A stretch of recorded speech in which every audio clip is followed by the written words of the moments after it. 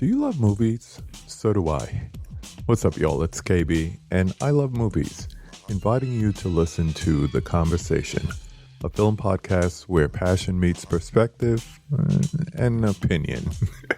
From the old school to the new, I invite a guest on to discuss the movies that thrill us, challenge us, break our hearts, or even blow our minds. There's always new episodes dropping wherever you get your podcasts. So join the conversation. We don't just watch movies. We love talking about them too. The Conversation with KB Loves Movies, a part of Someone's Favorite Productions podcast network. Hey, this is Jason Kleberg from the Force 5 podcast, a show that forces a guest to come up with a movie-themed top 5 list topic, and then we reveal our picks on air. Top 5 heist films, top 5 tearjerkers, top 5 movie dogs. Every show you'll be asking yourself, what would be on my list? Guests include directors, screenwriters, actors, podcasters, musicians, authors, and even a professional wrestler.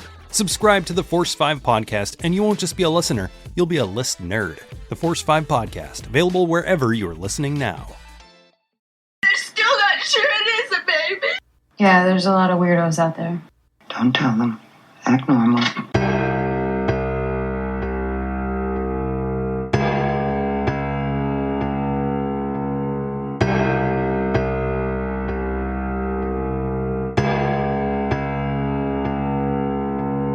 Welcome to Wake Up Heavy, the world's greatest horror movie podcast.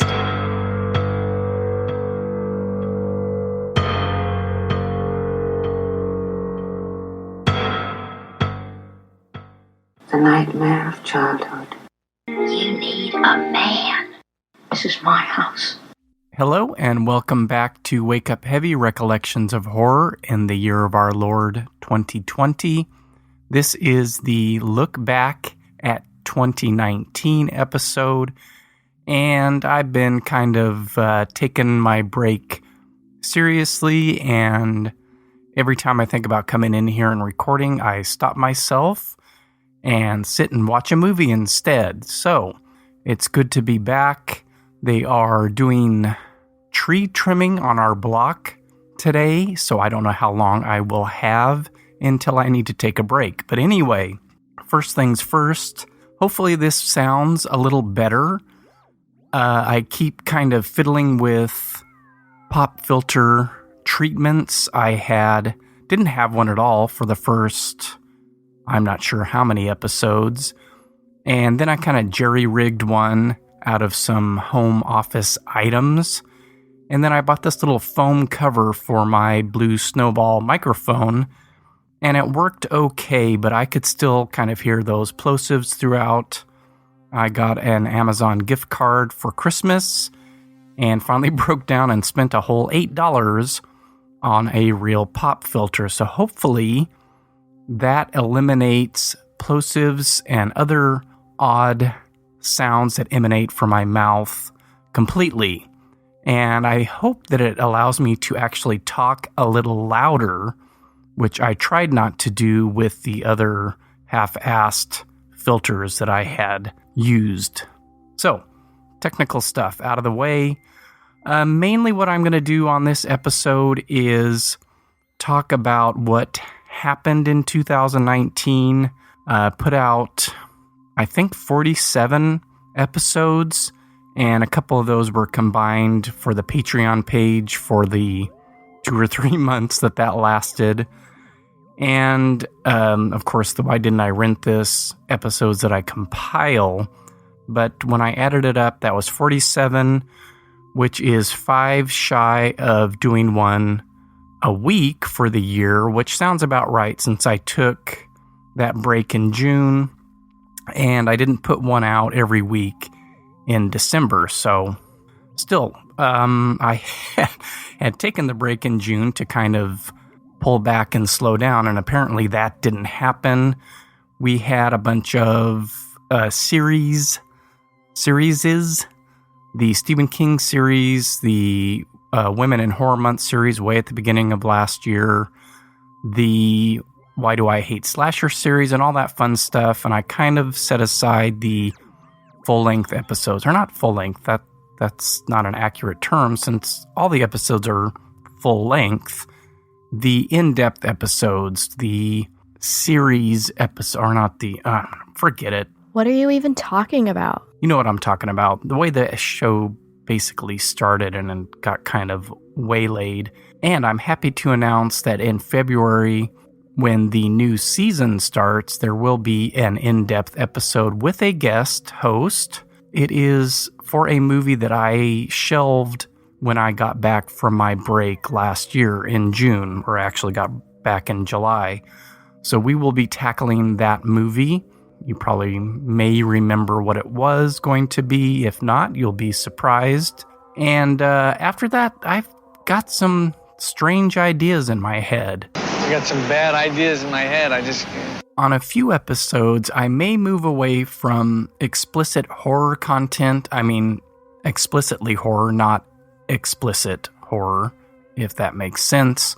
And go into some stuff. I've been having a lot of thoughts about nostalgia and things that I would get obsessed with when I was younger, even in my preteen years.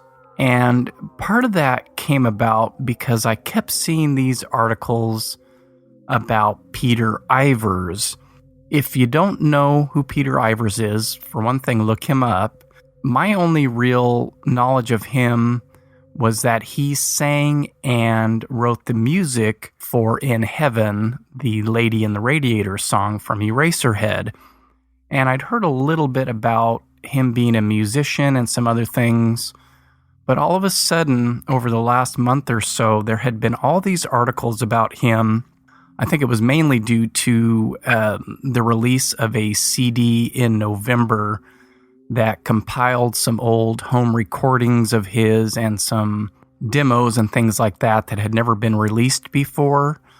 But he was a very interesting character who had these connections throughout his life with people who were involved in things that I was kind of obsessed with as a kid.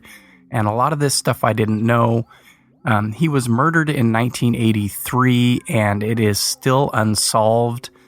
And there were a number of famous and semi-famous people who were suspects.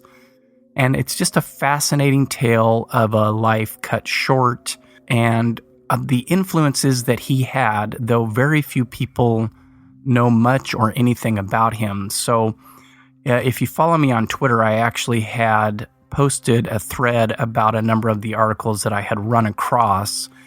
And I would suggest looking into him. Google him. The Wikipedia page doesn't offer a whole lot, but some of those articles may pop up, or find me on Twitter and look for that thread. It might be buried pretty deep on my feed right now, but very fascinating, and it brought up a lot of stuff from my youth. And so it just kind of led me down a rabbit hole of my own interests over the years. And so I may touch on that a little bit in a couple different episodes. And that kind of brought about, I don't know why, my my obsession with Mickey Rourke, short-lived obsession with Mickey Rourke in the mid to late 80s, which was mainly brought about by Angel Heart and then followed very closely with Barfly. And so I may do an episode on those two movies and where that all led. Other than that, I don't have real solid ideas about season 4 and the rest of the year, so we'll just see what pops up. David Cronenberg movies have been popping up into my head, so I may do a couple of those. Hopefully get some more guests, and we'll see what happens. You got demons. God's only man. Sex! He's a man! We wrestled! Speaking of guests, the questionnaire that I've been pushing has been helpful, even though I haven't gotten that many replies. So if you could take a minute and find that on the blog or on SoundCloud, it's helping me with figuring out how to kind of structure the show. Already get the idea that shorter episodes are preferred, so I'm going to try and keep this one short, and that guests would be nice time and again. So I'm going to put out the effort this year to do more of that. Oh, wow. Our own Lila Lee is the most innocent creature on God's earth. To have some fun, one little thing that I've decided to do is pull out the lead clips that I use on a lot of the episodes. So usually at the beginning, I don't know if these get cut off on iTunes or not. I know that sometimes the ends of episodes get cut out, but I usually have a little quote from the movie, a clip from the movie at the beginning of the episode. And so I'm stringing those from 2019 throughout this episode, which means there's about 40 of them. Not every episode had one, and I did pull some things like from the Stephen King episodes out of the interior of the episodes where I used clips. But if you want to keep track of those and send that list to me, you can pick a movie for me to discuss. I was going to offer stickers, but no one seems to care about those. Maybe you want to tell me what to watch, and if I can find it, even if I have to rent it, as long as it's reasonable, I'll do it.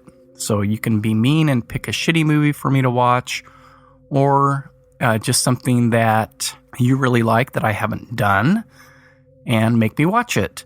I think probably be easier if I'll do it this way. Either name the episode or the movie, because some of the clips won't be related to an actual movie, but they were in that episode. So I'll give you one for free here. The little Young Frankenstein clip is from the episode on The Howling with Ronald Zarigian.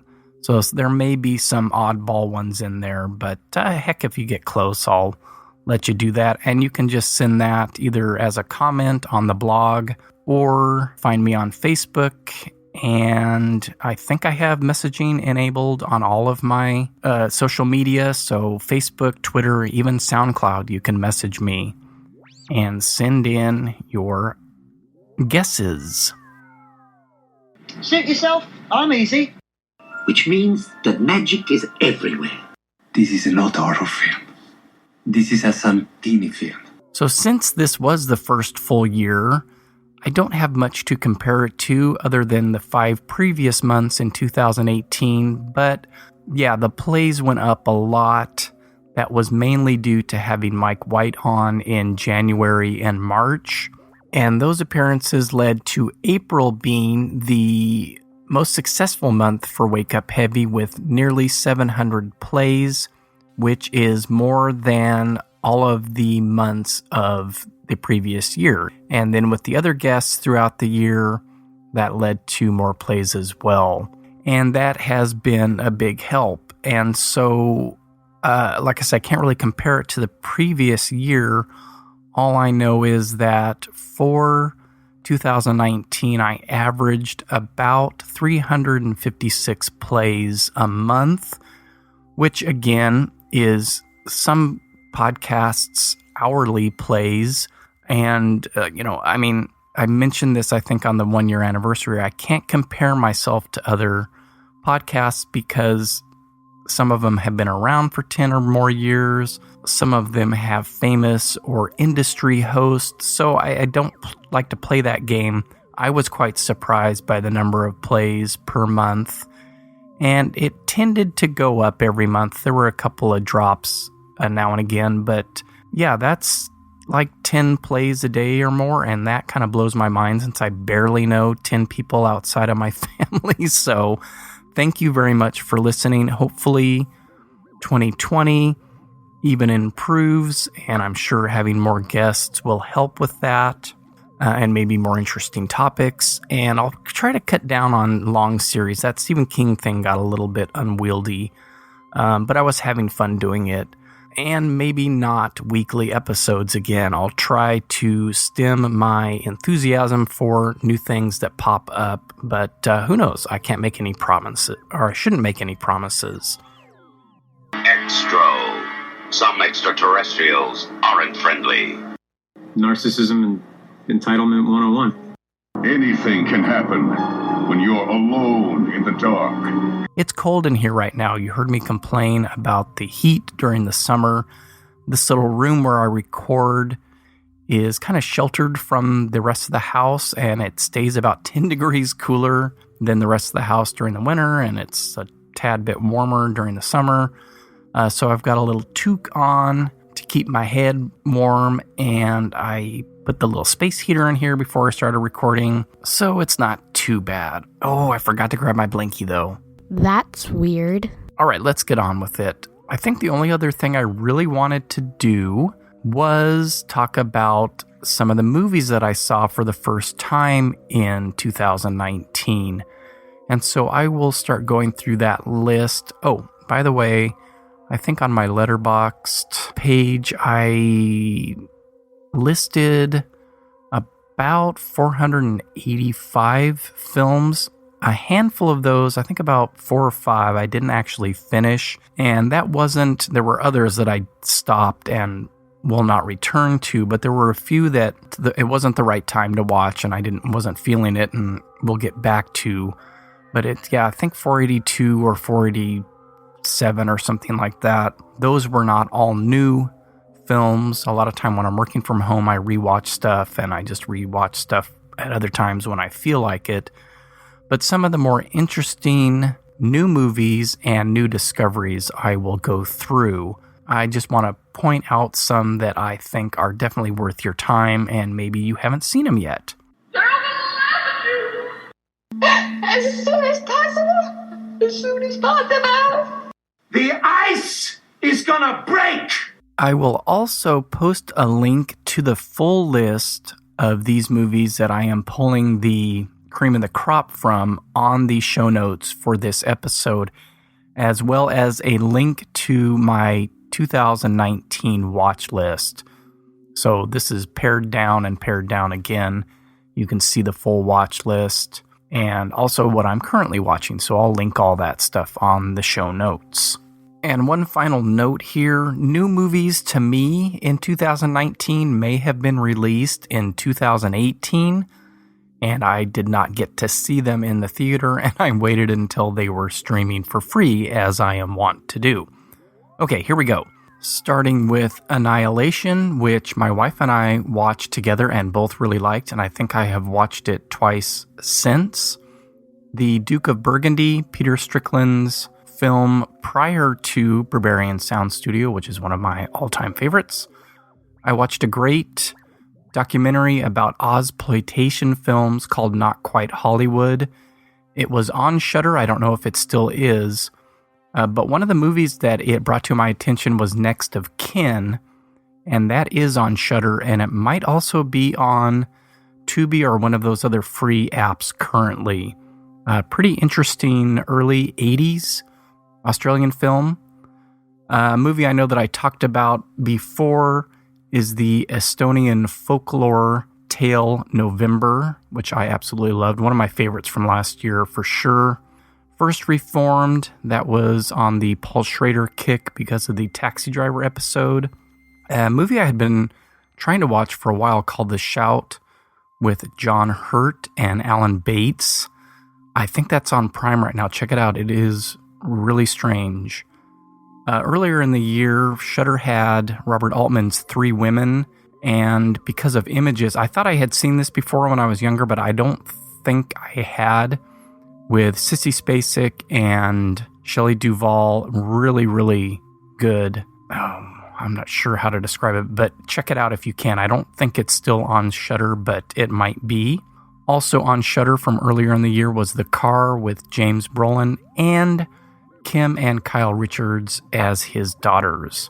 Another movie I think I mentioned in the second iteration of modern horror classics was Border, which is on Hulu. And I am one of the fans, of course, of the 2018 remake of Suspiria. Now, what kind of talk is that from a nice little girl like you? Go to hell! She had the smell of a brand new car. That's just about the finest smell in the world. Except maybe for pussy. Well, sometimes that is better. Another super creepy modern horror film that is on Hulu is The Clove Hitch Killer, a take on the BTK story. Finally got to watch Peter Weir's The Cars That Ate Paris, And I think that was a TCM watch, probably on Canopy or the Criterion channel.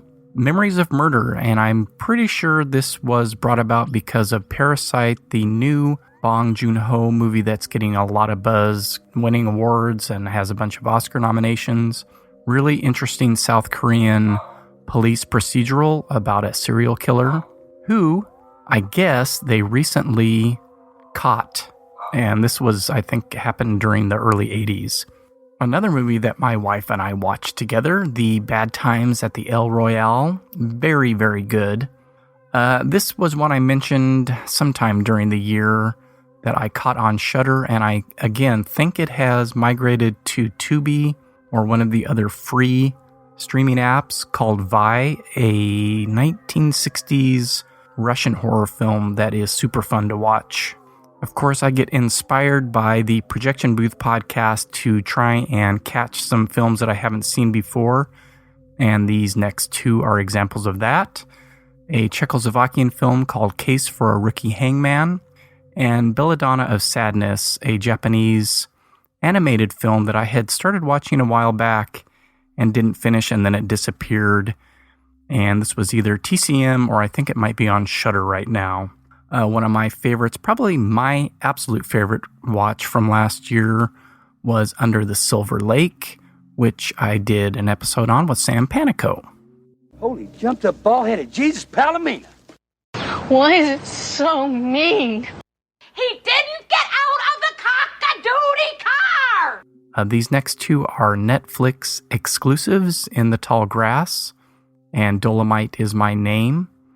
One of the films, one of, I think, maybe 5 films that I actually saw in the theater last year. This was my favorite cinema experience, The Lighthouse, which I believe is on VOD right now. It is an A24 film, so it will be on Amazon Prime eventually. Midsummer, which I'll go ahead and mention, wasn't my favorite. I did see that in the theater too.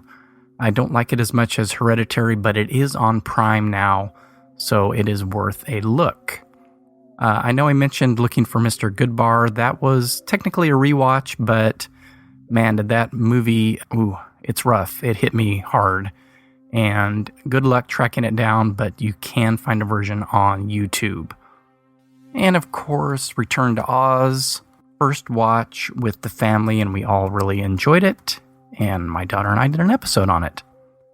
I finally got to see The Harder They Come. And since I watched it, I think 4 times after renting it, I should probably add Once Upon a Time in Hollywood on my list. Still not sure how I feel about it as far as a rating, but it obviously intrigued me enough for multiple viewings.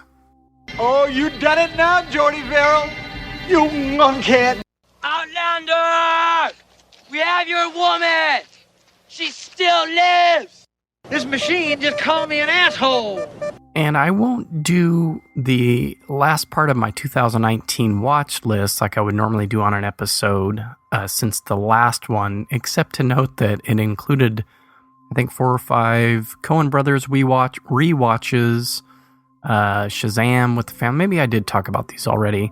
A movie that I forgot to put on my watch list, and I think I watched it a couple months ago on TCM, was a movie from 1934 called The Merry Frinks, Frinks, and it really, really blew me away at how funny and modern it was. I always kind of think, and a lot of people do this, that those movies from the 30s are just unrelatable in a way, but it was a hoot, and if you can find it, I suggest watching it.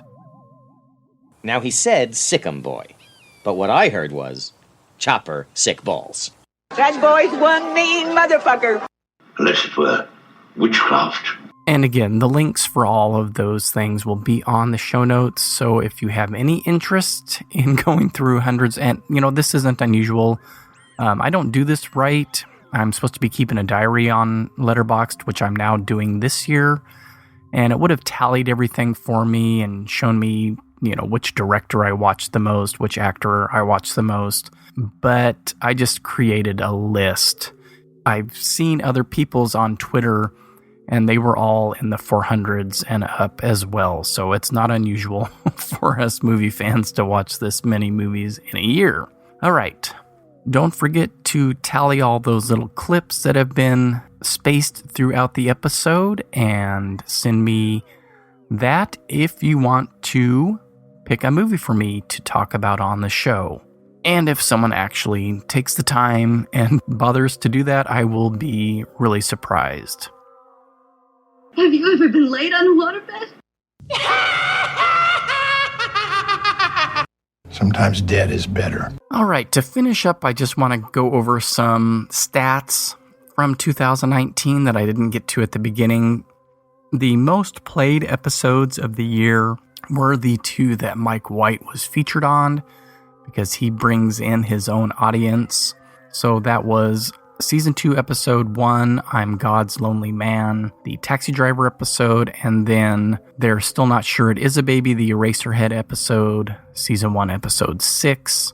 To round out the top 5 of most played episodes, we dip back to one of the first episodes, Season 1, Episode 3, A Joke on the Children, Halloween 3, Season of the Witch. One of the Stephen King series episodes, the years 1974 to 79.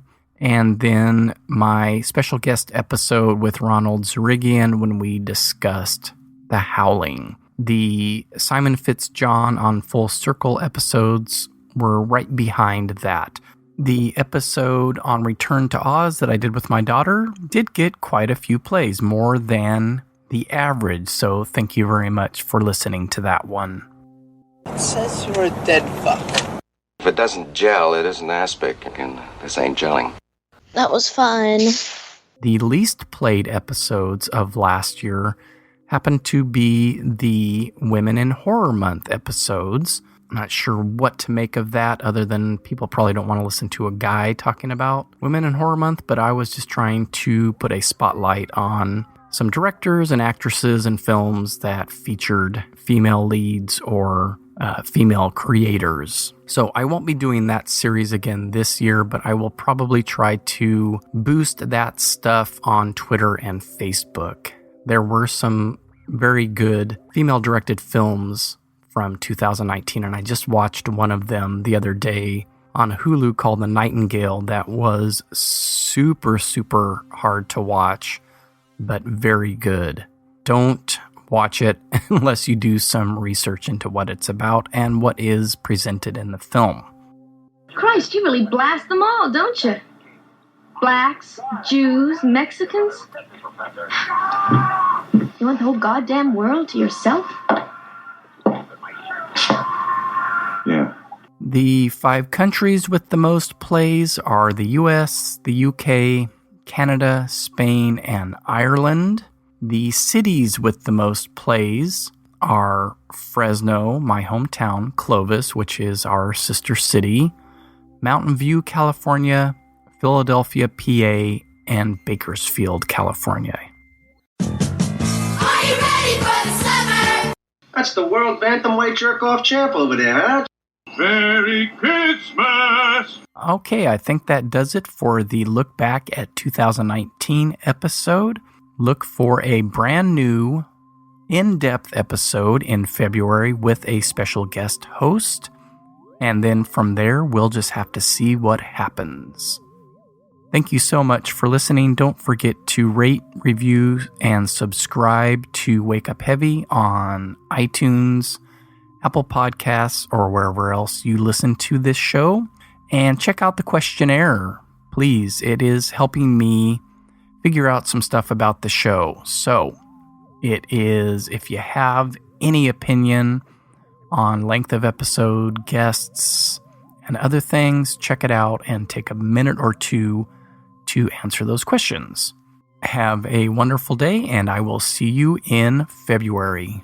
Don't forget. Anything can happen when you wake up heavy.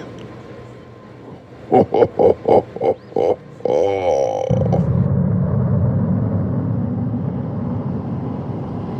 In heaven, everything is fine. In heaven, everything is fine.